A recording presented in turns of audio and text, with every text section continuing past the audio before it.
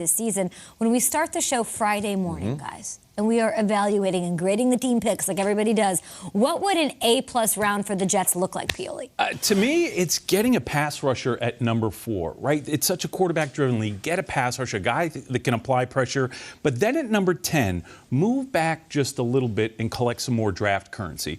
Because the Jets have more than just a couple of holes to fill. So if you get a dynamic pass rusher, but then, again, move back not too far. Yeah. Because where the other needs are, the positions where they need it, wide receiver, offensive line, I think that they could get a good player in the teens. Okay. But again, to collect more draft currency, not only for this year, but maybe they can move back just a little bit and get a 1 or a 2 for next year. So that, to me, that would be an outstanding start for the New York Jets. I love it. And I also think that, you definitely have the edge. But I think cornerback's a position that they have to address immediately because they've got a young secondary. They've got 4 picks in the first 2 rounds, right? So when you're talking about the first pick, I'd go with Sauce Gardner. I love him. He's a shutdown corner. He's a guy that can play, man-to-man, shut down half of the field, match up on your one-on-one receivers. And in this league, and especially their division with Miami and with Buffalo, the guys that they have out there, they're going to need that cornerback play. In addition to that, I like Jermaine Johnson at 10 because I think that the top guys are going to be gone. But then you address the wide receiver position in the O-line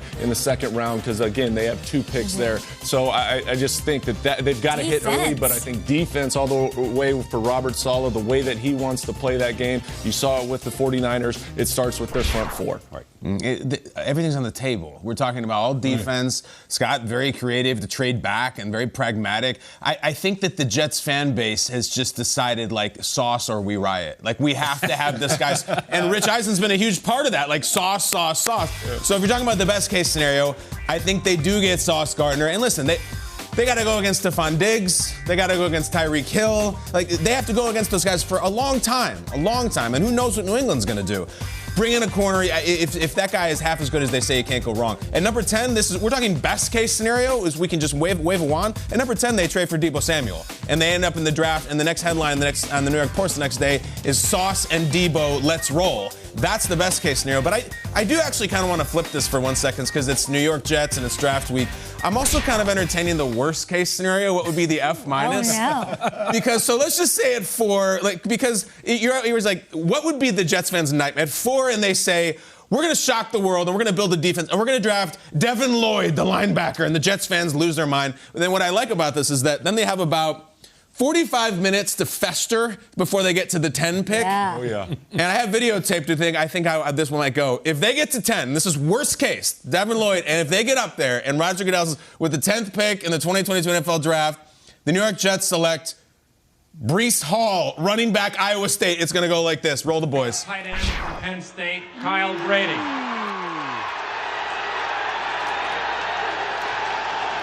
Ladies and gentlemen, our first real upset, I think, at this point in the draft. This has to be the biggest mockery I've ever seen in my entire life. We could trade a Hands coach. down, the biggest I would trade him right That's an now. absolute mockery. You're going to have no receivers next year. You're going to play with 6 tight ends on the field. Boomer can't throw the ball more than 10 yards, so what does it matter? Everybody's catching strays. So. Boomer Esiason got annihilated. I think you need to trade him right Trade now. night. I trade a coach right now. Listen, we're positive in the show, and I hope the Jets nail this draft. And I love Big Joe, and I love Robert Saleh. Don't rule out Jets fans' disappointment and apoplectic anger after that because we've seen it before. Even when they're happy, I feel like you can play that same sound. I've been at Radio City Music Hall for those drafts with those fans. You can do nothing to make them happy or upset. That's the reaction that they give. I don't see a Kyle Brady, though, moment for the Jets in this draft. They need so much help. They need so much support that with those 2 picks in the first round, whether they trade or they don't, they're going to end up walking. I can't see, even if they get Stingley and then they get a Jameson as a wide receiver because they need to support him to support Zach Wilson. I don't know that we're going to walk away. This is one of those teams that isn't going to have an F. I don't see them having an F in this one because they need so much help.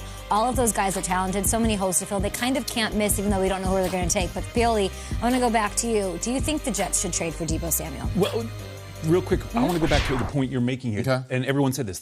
They need so much. So that's why collecting additional currency, moving back just a little bit. And the difference between player number 10 in this draft and player number 20, there isn't a great gap. There's going to be a corner. So moved. You're talking about, there's going to be a good player. So moving back, do they go get Deebo Samuel?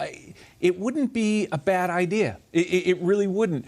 But again, what are you going to give up to get that? Now, the other thing is, will they be able to use Deebo Samuel the way that the 49ers do? And again, everyone sees what Deebo Samuel is, but that was part of Kyle and Mike McDaniel's brainchild. They created that whole idea and that identity and his ability to have production.